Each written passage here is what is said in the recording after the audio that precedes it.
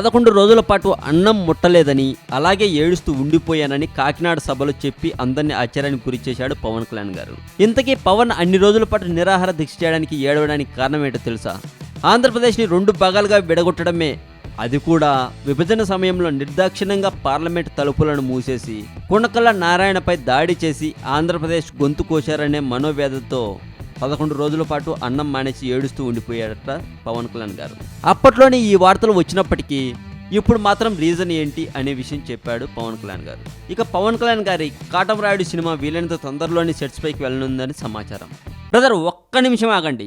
Albert Einstein 1879 మార్చి 14న జర్మనీలో జన్మించాడు. వంకర టింకరగా ఉన్న తలతో పుట్టిన అతన్ని చూసి తల్లిదండ్రులు నిర్గంతపోయారు. డిగ్రీ అయిపోయాక ఐన్స్టీన్కు ఉద్యోగం వెతికి పెట్టాలని తన తండ్రి హెర్మన్ చాలా ప్రయత్నించాడు. తన మీద తనకే నమ్మకం లేని ఐన్స్టీన్ కూడా ఇన్సూరెన్స్ ఏజెంట్ లాంటి మామూలు ఉద్యోగం చాలు అనుకున్నాడు. 1902లో స్విట్జర్లాండ్ రాజధాని బెర్న్కి వెళ్ళాడు. వింత వింత విషయాలు, మానవుల మేధస్సుకు అందని కొన్ని మిస్టరీల గురించి తెలుసుకోవడం కోసం మా కొత్త ఛానల్ తెలుగు మోజోని కూడా సబ్స్క్రైబ్ చేయండి.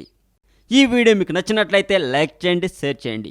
ఈ వీడియో మీద మీ కామెంట్ కూడా పోస్ట్ చేయవచ్చు.